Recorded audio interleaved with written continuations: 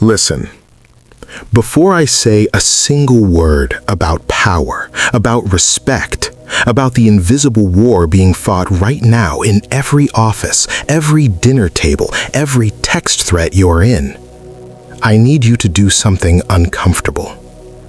I need you to think about the last time you said sorry. Not a genuine apology, not the kind that costs you something real.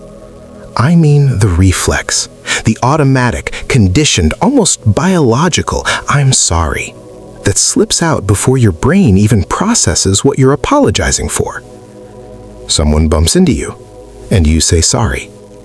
Someone asks you to do something unreasonable, and instead of saying no, you say, "I'm so sorry, I'm really busy right now, but I can try to." Someone interrupts you mid-sentence, and you apologize for being interrupted. You know exactly what I'm talking about, because you've done it, probably today. And here is the thing that nobody, not your parents, not your teachers, not the self-help industry drowning you in 5-step morning routines, nobody has ever told you the full truth about what that reflex is doing to you. It's not making you likable. It's not making you humble. It is signaling in the oldest, most primal psychological language human beings possess that you are available to be used. My name doesn't matter. What matters is what I'm about to show you. In the next 45 minutes, we are going to dismantle something you were trained to believe was a virtue and reveal it for what it actually is: a leash. And then, methodically, surgically, without sentiment, we are going to replace it with something that the most respected, most feared, most genuinely admired people in history understood intuitively: principled non-compliance. The calculated, deliberate, psychologically precise art of refusing to perform submission, and in doing so, forcing the world to renegotiate the terms on which it relates to you. This is not a self-help video. This is not motivation. This is a dissection. And by the end of it, you will never see a single social interaction the same way again. Let's begin. There is a psychological experiment from 1966. Two psychologists, Friedman and Fraser, knocked on doors in a quiet residential neighborhood in California. They had a simple request. Would homeowners allow a large, unattractive sign to be placed in their front yard reading, "Drive carefully"? Most people, reasonably, said no. But here's where it gets interesting. In a different set of houses, the psychologists had visited 2 weeks earlier with a much smaller request, a tiny, barely noticeable sticker in the window. The same message, "Drive carefully." Almost everyone agreed to that. When they came back with the large, ugly sign, 76% said yes. 76%. Because they had already said yes once. Because the act of compliance, even small, trivial compliance, rewired their self-perception. They now saw themselves as the kind of person who cooperates, who helps, who doesn't make things difficult. And once that identity was installed, escalating demands followed naturally. This is called the foot in the door technique, and it is not a relic of 1966. In 2026, this mechanism has been industrialized. The compliance trap is no longer something that happens to you in isolated moments. It is the architecture of your social world. It is baked into your workplace culture, your family dynamics, your friendships, your digital interactions.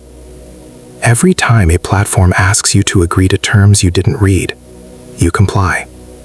Every time a colleague sends a task to your inbox after hours with a cheerful, "whenever you get a chance," and you respond that same night, you comply.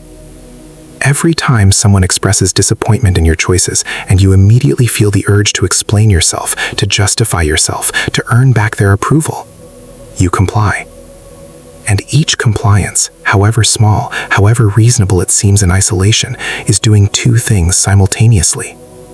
First, it is training the people around you on what they can expect from you. Second, and this is the part that should genuinely disturb you, it is training you on who you are.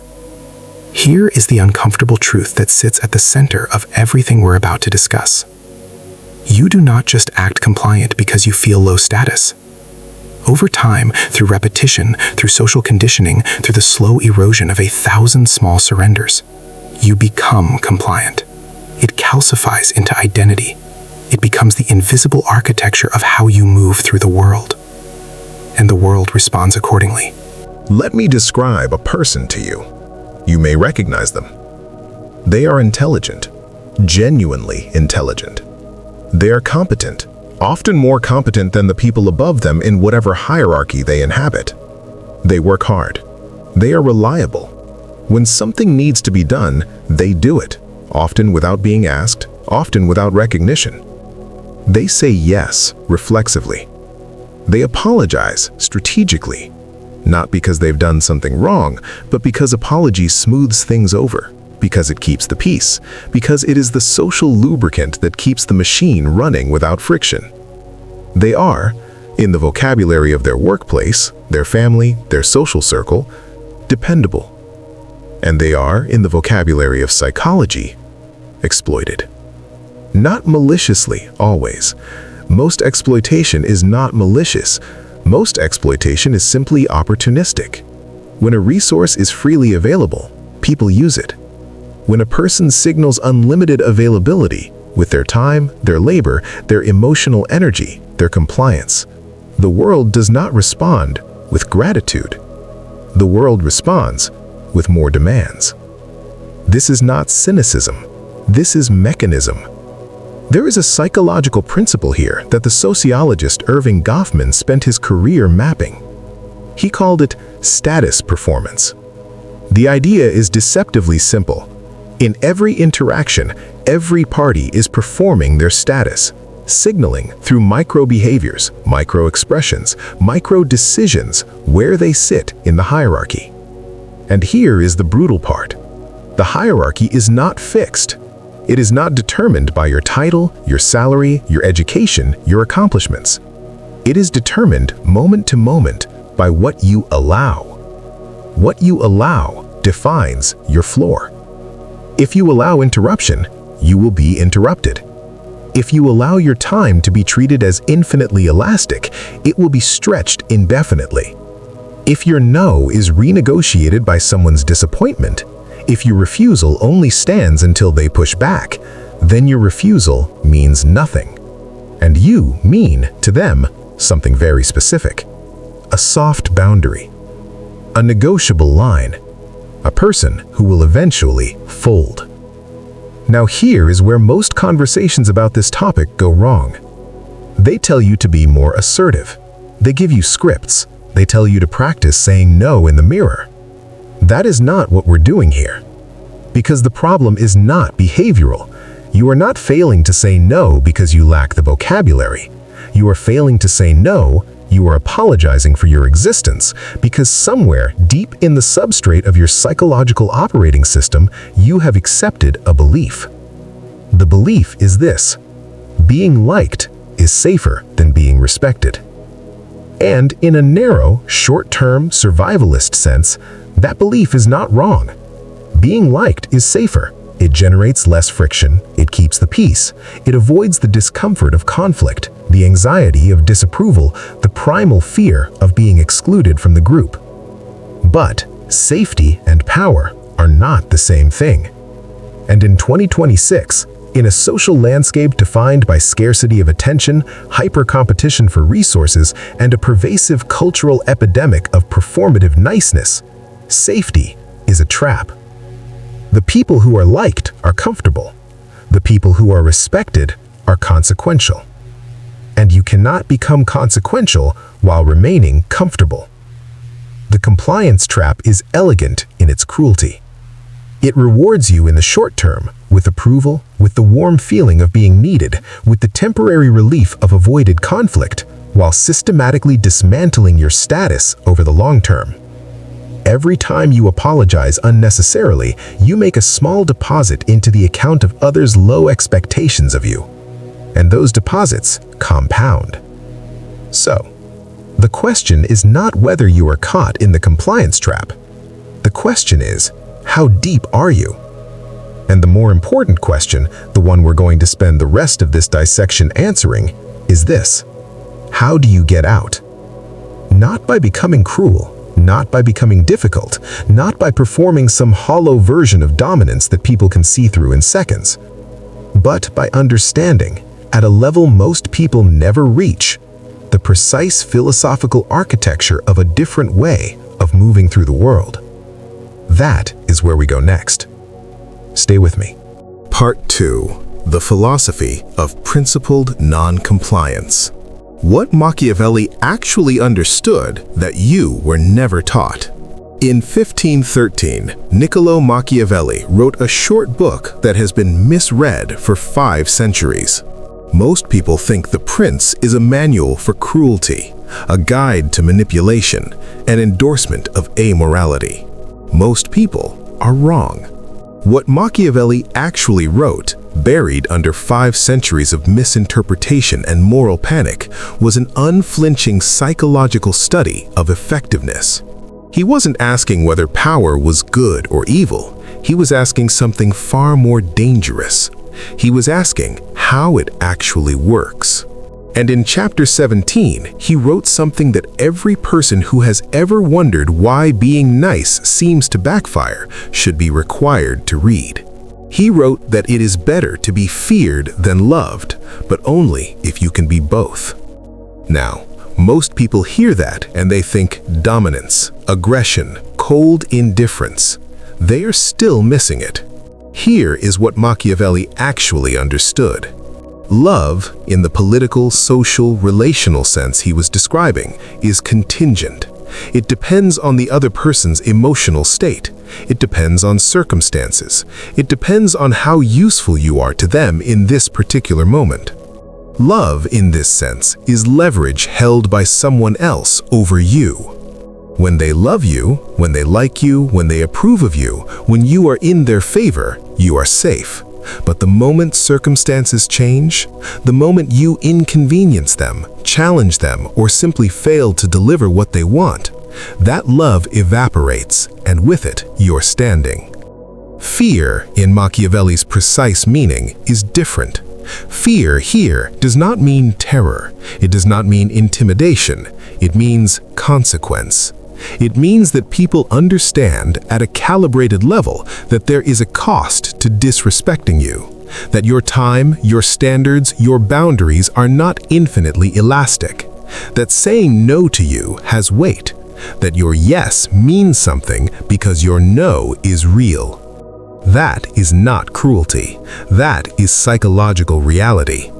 And here is the principle that bridges Machiavelli's 16th century political philosophy to the neuropsychology of 2026. People do not respect what they can take for granted. This is not a character flaw. This is not ingratitude.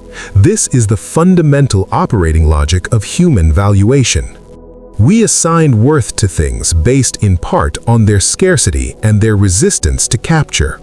The diamond has value not only because it is beautiful, but because it is difficult to obtain. The opinion of a person who agrees with everyone is worth nothing. The opinion of a person who is known to disagree when they see something wrong, that carries weight. Now we can define precisely what principled non-compliance actually is, because it is not what most people assume. It is not stubbornness.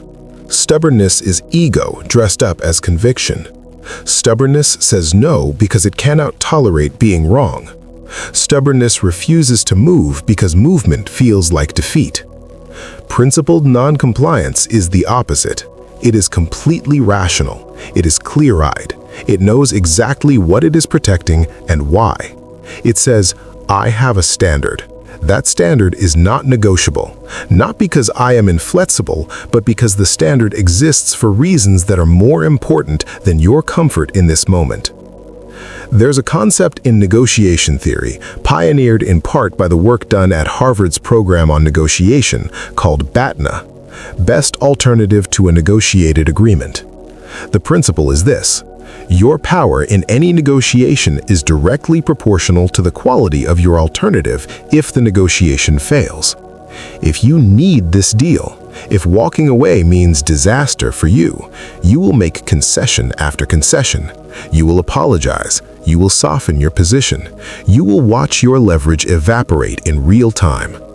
But if you have a strong alternative, if you can walk away and be fine, your entire posture changes. Your voice changes. The cadence of your sentences changes. You stop performing desperation.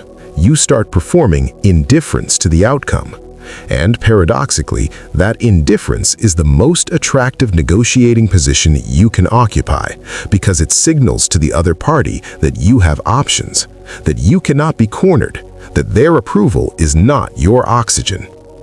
Now apply this to every social interaction you have. Every time someone makes a demand of you, reasonable or otherwise, there is a negotiation happening. It may not feel like one, it may be disguised as a favor, a request, a casual ask, but beneath the surface, power is being allocated, status is being performed, a precedent is being set. And your response, whether you comply reflexively or hold your position deliberately, is your batna. When you have no standards, no lines, no sense of what you will and will not do, your batna is nothing. You have no alternative to compliance. And the people around you, whether consciously or not, can sense that. They feel the absence of resistance and they move into it.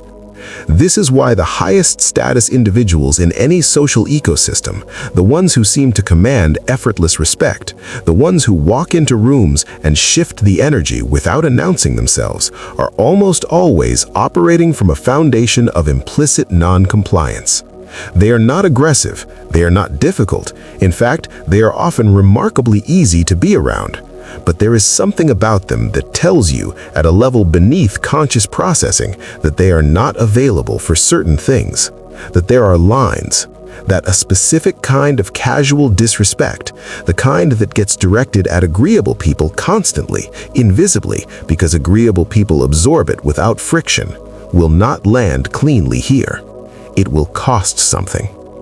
That quality, that implicit cost of disrespect, is not performed. It cannot be performed convincingly for long. It is the natural emanation of a person who has genuinely, philosophically, at the level of their operating values, decided that certain things are not available for compromise. And that is principled non-compliance. Not a behavior, not a script, not a tactic you deploy in Tuesday's meeting. A philosophy, a restructuring of your relationship to approval itself. Let me draw the distinction one more time because it matters.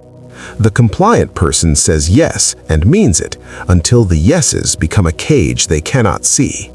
The stubborn person says no and means nothing because everyone knows the no will eventually crack under pressure.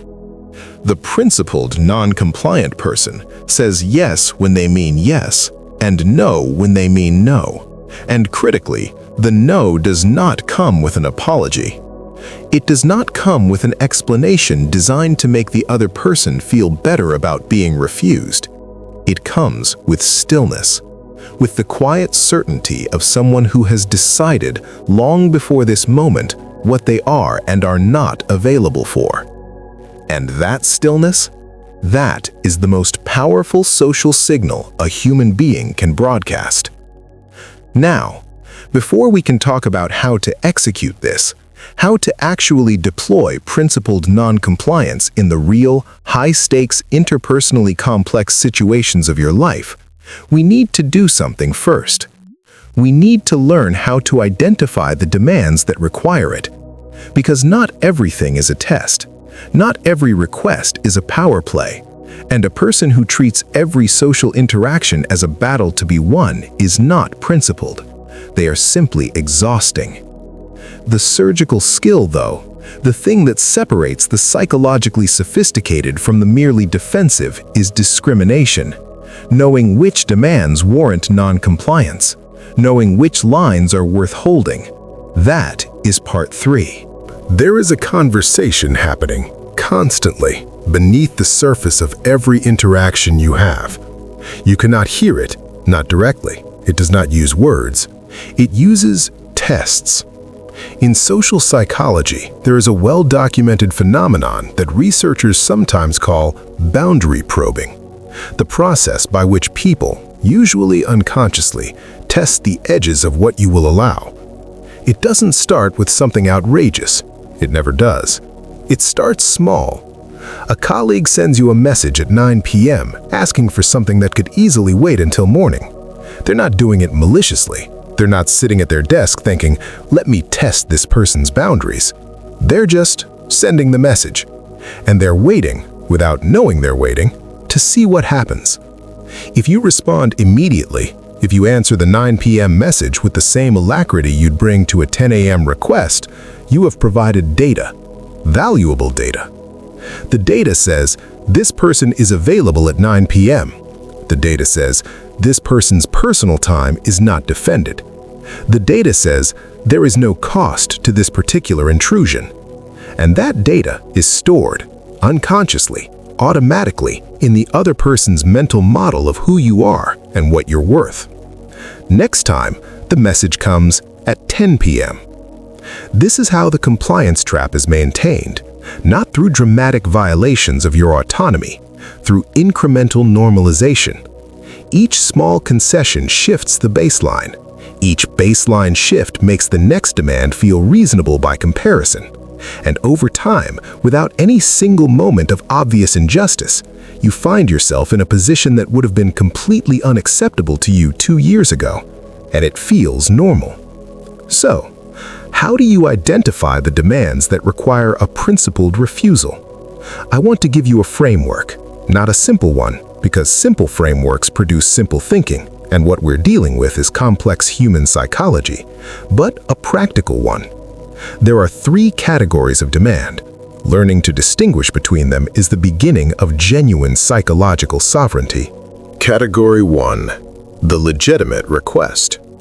This is a genuine, reasonable ask from someone who respects your autonomy and is offering something of equivalent value, whether that's reciprocity, compensation, or simply the acknowledgement that they are asking, not demanding. The legitimate request sounds like, I know you're busy, but would you be able to help with this? And it genuinely accepts no as an answer.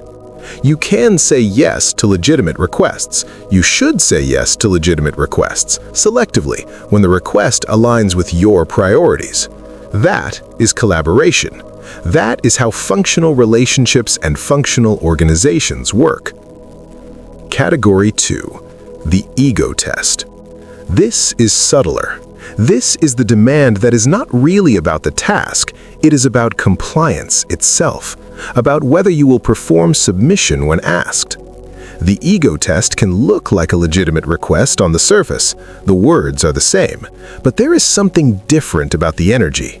There is an expectation, sometimes explicit, sometimes transmitted entirely through tone, that refusal is not an acceptable response. Not because the request is genuinely urgent, but because saying no would be interpreted as disrespect. This is common in hierarchical environments, workplaces, families, social circles with established alpha structures, and it is the most insidious category because people who respond to ego tests with compliance often don't realize what they're responding to. They think they're being helpful. They think they're being reasonable. They think they're being team players. They are actually passing a test that trains them to fail every subsequent test. Now, the question most people ask at this point is, how do I know which category I'm in? And the answer requires you to check something internal rather than external. Ask yourself, if I say no, clearly, calmly, without explanation, what is the projected response? If the honest answer is they would accept it, that's a legitimate request. Your compliance is chosen, not coerced. If the honest answer is they'd be confused or mildly annoyed, but they'd move on, that might be an ego test, a mild one you can choose to decline without significant consequence. If the honest answer is they would be angry, they would escalate, they would make me feel guilty, they would appeal to obligation or loyalty or what I owe them, you are facing an entitled demand. And here is the critical insight that changes everything. The intensity of someone's reaction to your no is proportional to how accustomed they are to your yes. The people who react most strongly to your refusals are not the people whose requests are most legitimate. They are the people who have, over time, built their expectations around your compliance. Their anger is not evidence that you owe them something. Their anger is evidence that you have been too available for too long. Let me add one more layer to this framework because it matters enormously in practice. There is a category of social engineering that has become extraordinarily sophisticated in the current cultural moment, and it specifically targets people who have strong moral frameworks, people who care about being good, about being fair, about not causing harm. I call it the guilt architecture. Guilt architecture is the technique of framing a demand in such a way that refusal feels like a moral failure. It sounds like this: I just thought you, of all people, would understand. I'm not asking for much. I'm just surprised that you'd say no. I've always been there for you. I didn't think I'd have to ask twice. Do you feel that? The tightening in your chest, the urge to explain yourself, to walk your own back, to find some compromise that makes the discomfort go away.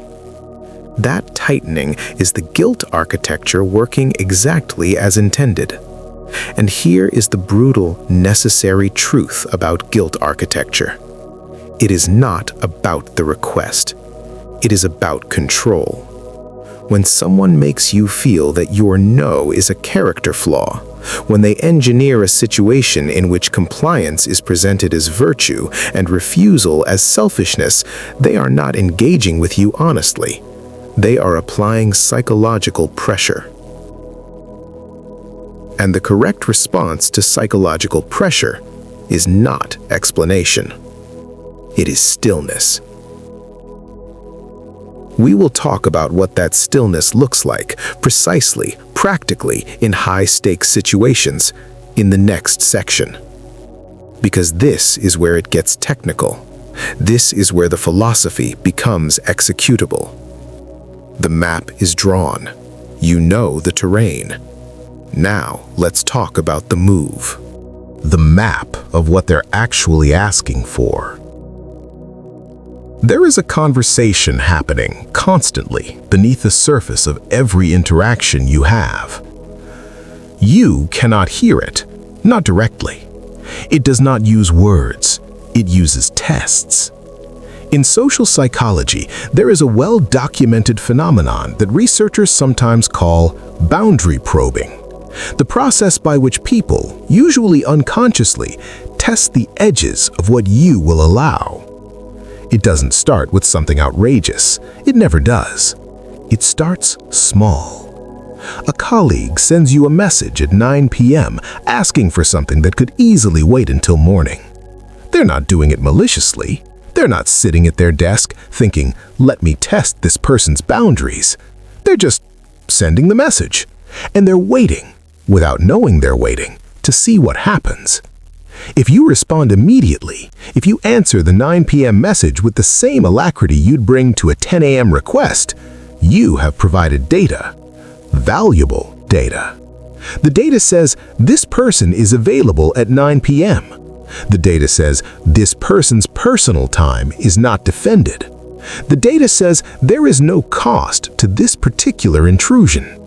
And that data is stored, unconsciously, automatically, in the other person's mental model of who you are and what you're worth. Next time, the message comes at 10 p.m. This is how the compliance trap is maintained. Not through dramatic violations of your autonomy, through incremental normalization. Each small concession shifts the baseline.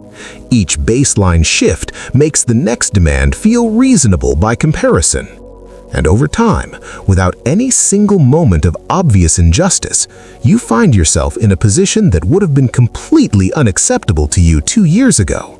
And it feels normal. So, how do you identify the demands that require a principled refusal?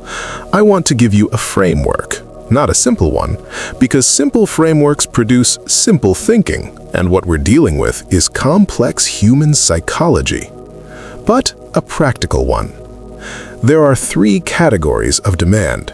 Learning to distinguish between them is the beginning of genuine psychological sovereignty. Category 1.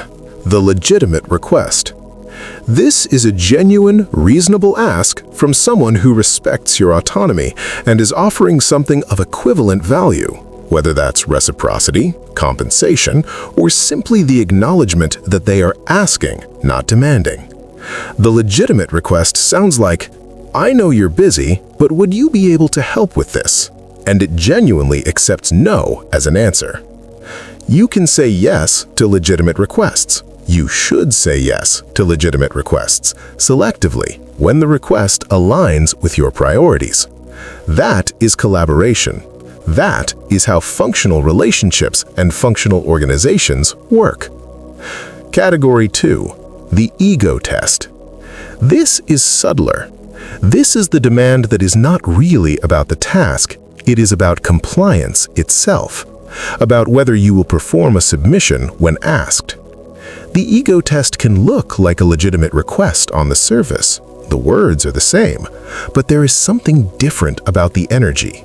There is an expectation, sometimes explicit, sometimes transmitted entirely through tone, that refusal is not an acceptable response. Not because the request is genuinely urgent, but because saying no would be interpreted as disrespect.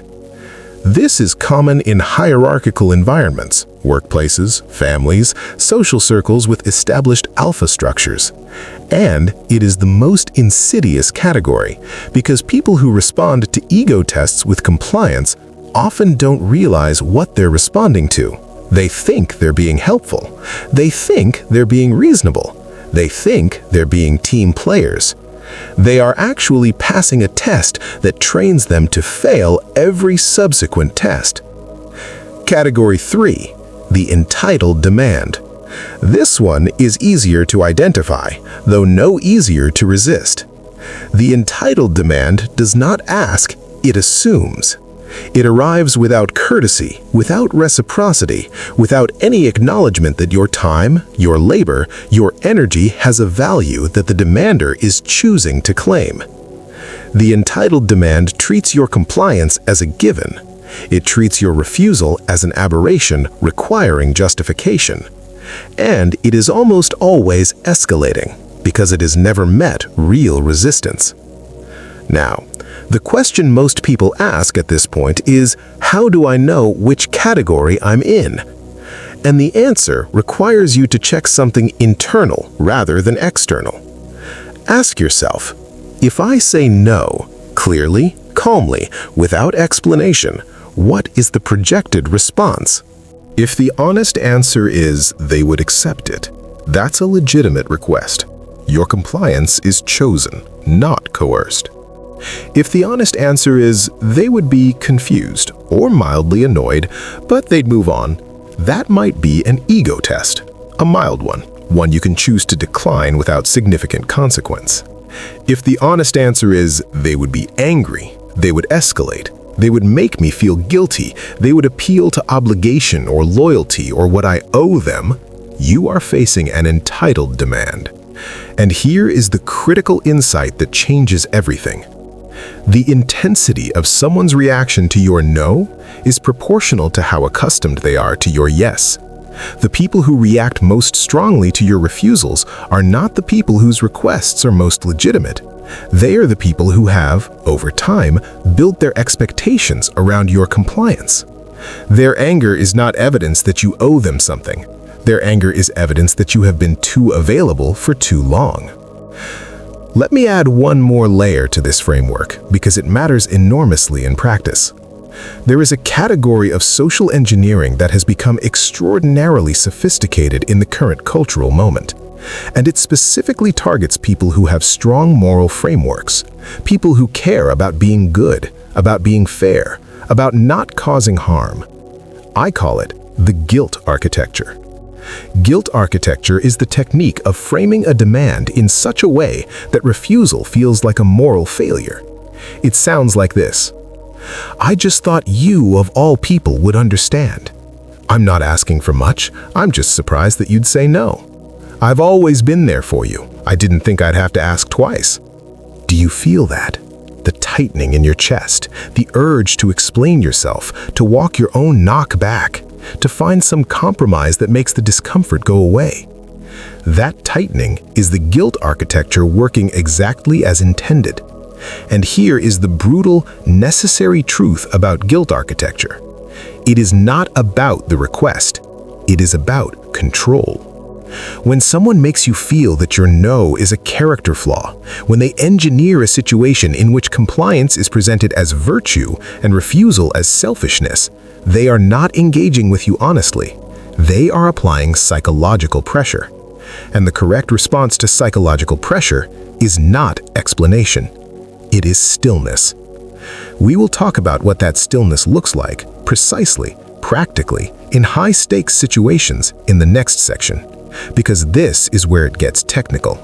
This is where the philosophy becomes executable. The map is drawn. You know the terrain.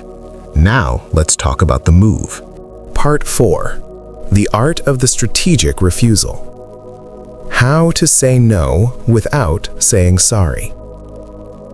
There is a specific silence that the most powerful people in any room deploy with devastating precision. Not the silence of someone who has nothing to say. Not the silence of someone uncomfortable. The silence of someone who has already decided and is giving you the space to catch up. This is where most conversations about assertiveness go completely wrong. They focus on words. They give you scripts. Just say this phrase. Use this tone. Remember to make eye contact. These are the symptoms. They are not the cure. The strategic refusal, the kind that actually shifts power dynamics, that actually changes how people relate to you over time, is not primarily a verbal event. It is a psychological state that happens to produce words. And the psychological state is this: complete comfort with the possibility of this person's disapproval. Let me sit in that for a moment, because it deserves to be felt rather than just understood. Complete comfort with the possibility of this person's disapproval. Not indifferent to them as a person, not contempt for their feelings, not a performance of not caring. Genuine, earned, philosophically grounded comfort with the fact that they might not like what you're about to say, and that is acceptable, that is survivable, that does not diminish you. When you have reached that state, when the approval of this particular person in this particular moment is not load-bearing in your psychological architecture, the refusal that emerges is qualitatively different from anything a script can produce. It is effortless, not because it requires no courage, but because it emerges from a place that is no longer asking for permission. But let's be practical, because that psychological state takes time to develop, and you will face situations requiring strategic refusal before you fully arrived there. So here are the specific mechanics, the precise execution. Mechanic 1. Remove the apology. This is the single highest leverage behavioral change available to you, and it costs nothing except the discomfort of the unfamiliar. The apology at the beginning of a refusal does not soften the no, it undermines it. It signals that you feel guilty for having a no, and guilt signals low status. It signals that you are operating from a deficit, that you owe this person something and you're failing to deliver it. I'm so sorry, I just can't. That sentence hands power to the person you're refusing before the refusal is even complete. Replace it with nothing, or with acknowledgement, not apology. That doesn't work for me.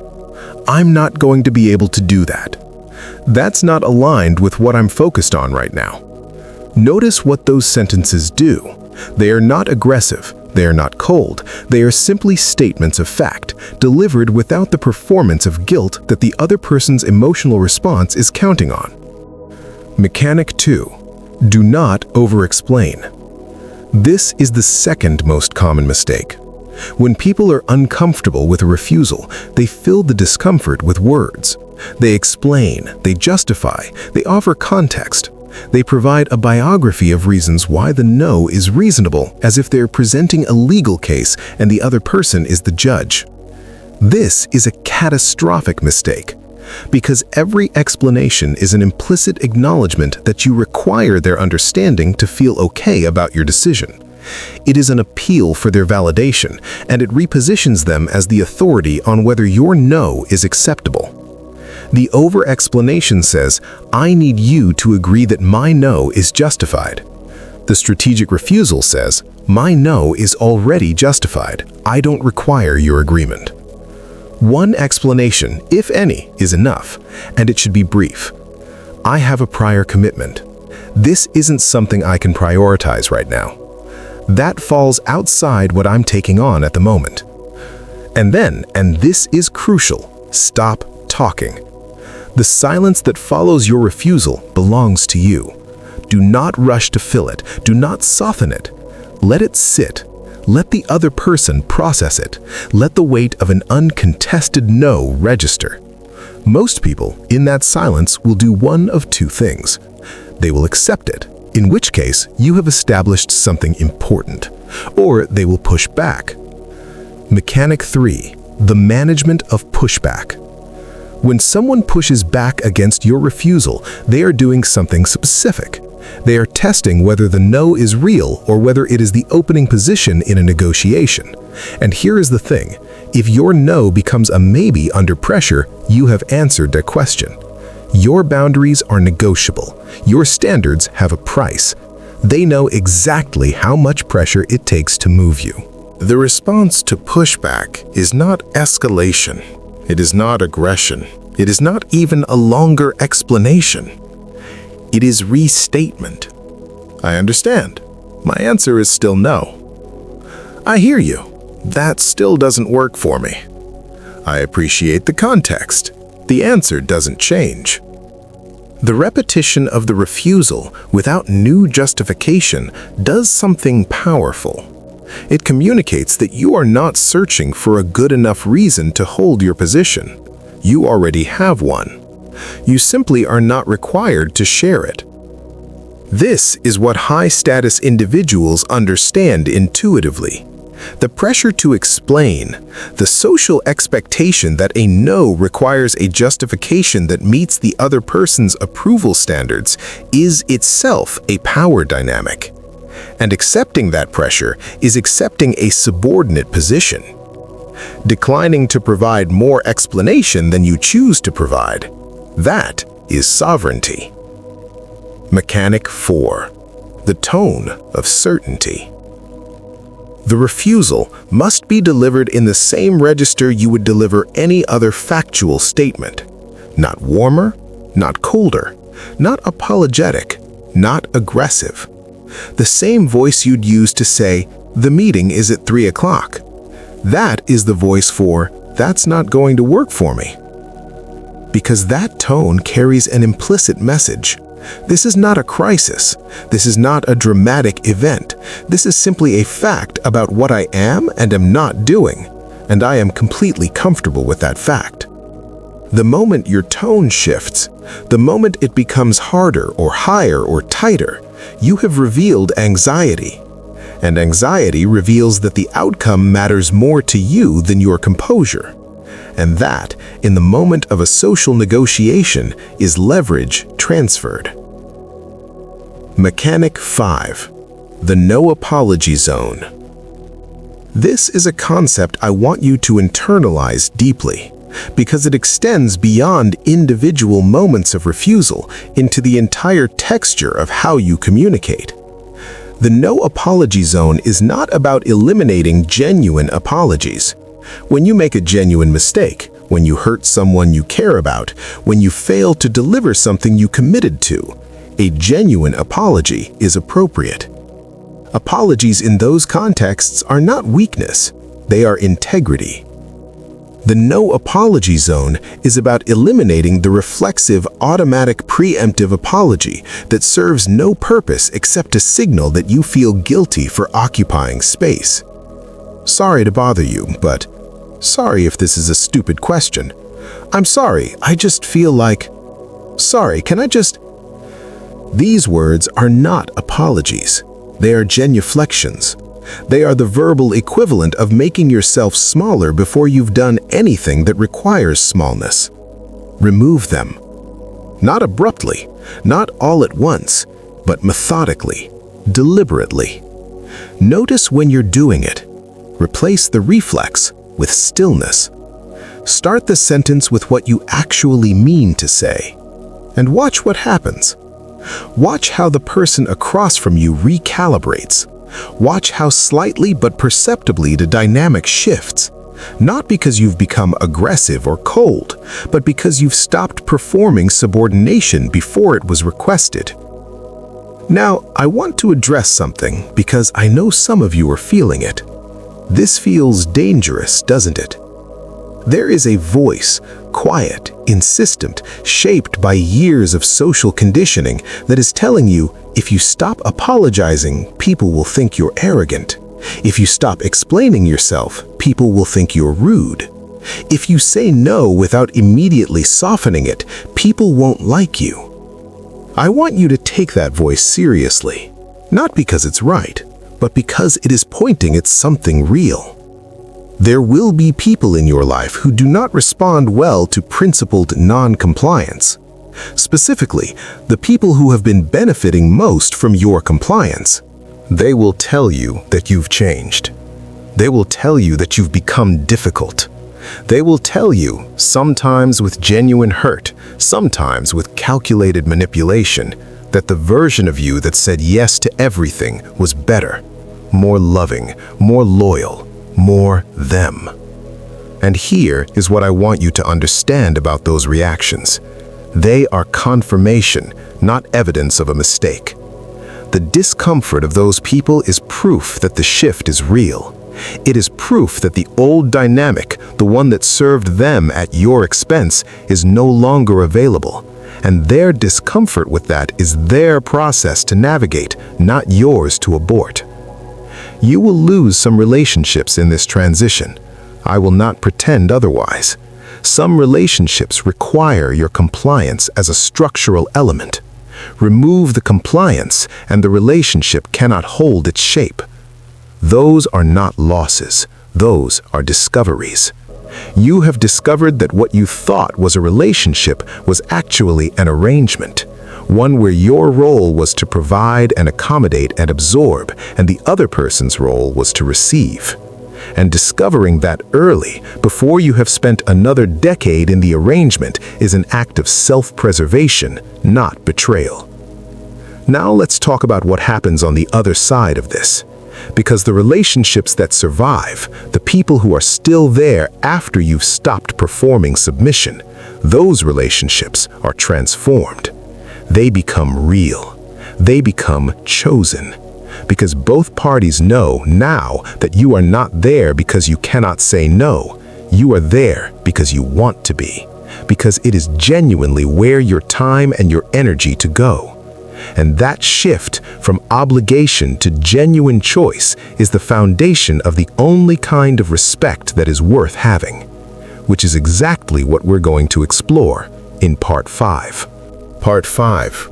Harvesting Genuine Deference.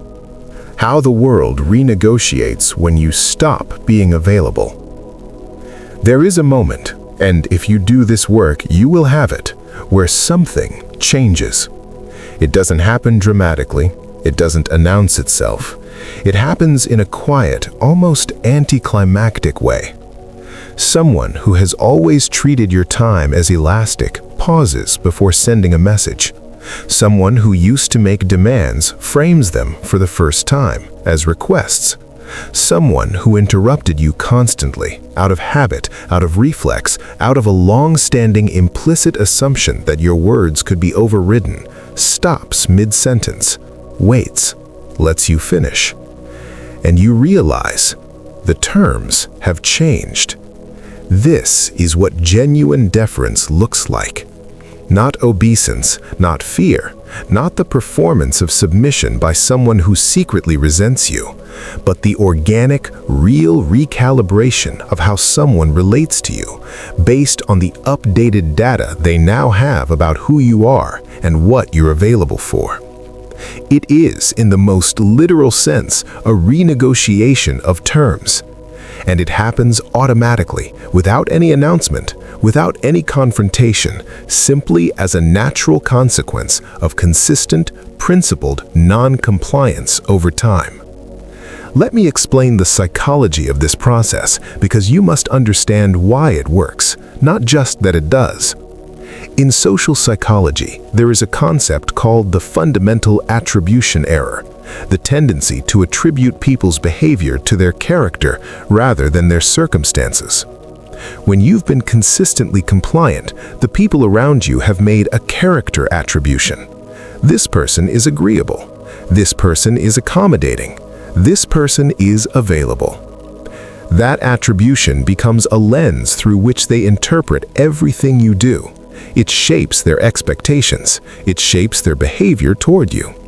Now, when you begin to express principled non-compliance, when you hold your positions, decline unreasonable demands, decline to apologize for your no, the people around you experience what psychologists call cognitive dissonance. The new behavior doesn't fit the character attribution. Their mental model of you is challenged. And human beings, when their mental models are challenged, do one of two things. Some people double down. They try harder to reinstall the old dynamic. They push back more forcefully, escalate the pressure, and tell you that you've changed in a way that implies wrong. These are the people with the most invested in the old arrangement. These are the compliance-dependent relationships we discussed earlier. And as I said, their resistance is confirmation, not evidence of your mistake. The other response, and this is what you're building toward, is recalibration. The person updates their mental model. They revise their character attribution. They stop treating you as infinitely available and start treating you as selectively available. They understand at some level that your engagement is earned, not automatic, and earned things are valued. This is the mechanism behind the most counterintuitive truth in all of interpersonal psychology. The less available you are for everything, the more valued you become for specific things. The colleague who says yes to every request becomes a background resource, useful but not particularly respected. The colleague who declines most requests but brings full presence and genuine investment when they do commit, that person's involvement means something. That person's opinion in a meeting lands differently. That person's name on a project changes the perception of the project. Not because they've withheld artificially, but because their yes means something, because their no is real. Let me describe the longer arc of this transformation, because it does not happen overnight, and I want you to have an honest map of the timeline. In the first days and weeks of consistent, principled non-compliance, you will likely experience friction. People will push back. The guilt architecture will intensify. There will be moments of genuine social discomfort, moments where the old you would have folded, where the magnetic pull of approval-seeking will be strong. This is the most important phase, not because the friction is pleasant, but because this is where the internal work is done. This is where you find out whether your principled non-compliance is genuine or performative, whether you are operating from a real philosophical commitment or from a tactic you're hoping will get you to feel good about yourself quickly. The friction is the test. In the middle weeks, if you hold, something interesting happens. The friction begins to reduce, not because the people around you have given up, but because the new data is starting to accumulate. Your consistent behavior is generating a new character attribution. This person means what they say. And that is one of the most powerful social signals a human being can generate. People who mean what they say are rare. In a social environment saturated with performative statements, with commitments made and broken, with enthusiasms expressed and immediately forgotten, with agreements reached and then quietly dissolved, a person who consistently means what they say stands out, not because they've done anything dramatic, but because their words have weight. And weight is attractive. Weight is what makes people listen when you speak. Weight is what makes people consider your opinion before they dismiss it. Weight is what generates, in the long run, not just compliance, but genuine deference. Not, I do this because you're forcing me to, but I do this because I trust your judgment, because I respect your standards, because being in alignment with you matters to me. There is a final dimension to this transformation that I want to spend time on, because it is often overlooked in conversations about power and respect. When you stop performing compliance, when you stop being the person who absorbs whatever is directed at them, you don't just change how others perceive you, you change how you perceive yourself. This is, in some ways, the most profound consequence of this entire process. Because here is the thing about self-respect that makes it different from every other resource you might try to accumulate. You cannot receive it from outside. Prestige doesn't create it. Wealth doesn't create it. Other people's admiration doesn't create it. You can be surrounded by people who hold you in the highest regard, who defer to you, who seek your approval, who treat you as consequential, and still, internally, carry the quiet corrosion of a person who does not respect themselves. Because self-respect is earned internally, it is a byproduct of alignment. The alignment between what you believe you are worth and how you actually allow yourself to be treated. Every time you say yes when you mean no, there is a small internal cost. It is barely perceptible in isolation, but over time, over hundreds and thousands of small surrenders, it compounds into something that cannot be hidden. A hollowness. A sense that the person presenting to the world and the person who actually inhabits your experience are not quite the same. And conversely, every time you hold a boundary that deserves to be held, every time you deliver a no that is grounded in genuine self-knowledge and delivered without apology, there is a corresponding internal accretion, a small, real increment of alignment, of integrity, of self-respect in its most literal meaning. The respect of the self by the self. And that internal alignment is what makes the external transformation sustainable. Because the principled non-compliance that emerges from genuine self-respect does not require maintenance. It does not require you to remember which script to use, or how to deliver the right tone, or whether your posture is communicating what you intend. It simply is. It is the natural expression of a person who has decided at the deepest level of their operating philosophy that they are worth treating well, that their time has genuine value, that their engagement is a gift, chosen, not owed.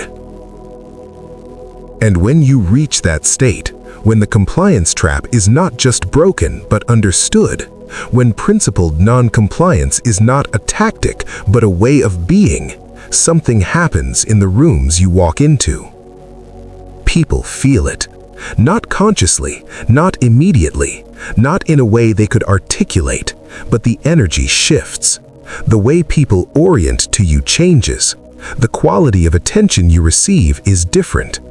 Because you are no longer broadcasting availability, you are broadcasting consequence.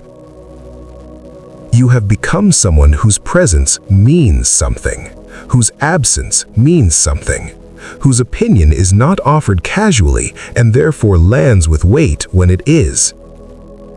You have become someone who cannot be taken for granted, and a person who cannot be taken for granted in a world where most people are training everyone around them to take them for granted is extraordinary. That is what Machiavelli understood. Not that cruelty is power, not that manipulation is strength, but that the most formidable thing a person can cultivate is the genuine, philosophically grounded, psychologically sovereign sense of their own value and the willingness to protect it. Not aggressively, not defensively, but with the calm, unmovable certainty of someone who has already decided. The integration. What you do now. We've covered a lot of ground. We started with the compliance trap, the engineered, culturally installed reflex of apologizing, accommodating, and absorbing, and we traced its origins in the psychology of social conditioning. We moved to the philosophy of principled non-compliance, rooted in Machiavelli's unflinching analysis of how power actually operates, and anchored in the neuropsychology of valuation, scarcity, and what people actually respond to beneath the surface of what they say they respond to. We built a framework for identifying the demands that require a principled refusal, distinguishing legitimate requests from ego tests from entitled demands, and mapping the guilt architecture that attempts to make your no feel like a moral failure. We got surgical about execution, the removal of the reflex apology, the discipline of not over-explaining, the management of pushback through restatement rather than justification, the tone of certainty, the no apology zone. And we traced the longer arc of transformation. What happens when consistent, principled non-compliance begins to shift the social world around you? The friction of early resistance, the gradual recalibration, the emergence of genuine deference, not owed, but earned. And finally, the internal transformation that makes all of it not just effective, but real. Now, what do you do with this? I will not tell you to implement all 11 things at once. I will not give you a 30-day challenge or a step-by-step roadmap that turns a philosophical transformation into a productivity exercise. What I will tell you is this. There is one place to start. One question that, if you sit with it honestly, will tell you everything you need to know about where your leverage is currently being lost and what specific practice will reclaim it. The question is, where in my life am I saying yes when I mean no? Not all of it. Not the complicated cases, the genuine dilemmas, the situations where you're not sure. Start with the obvious one.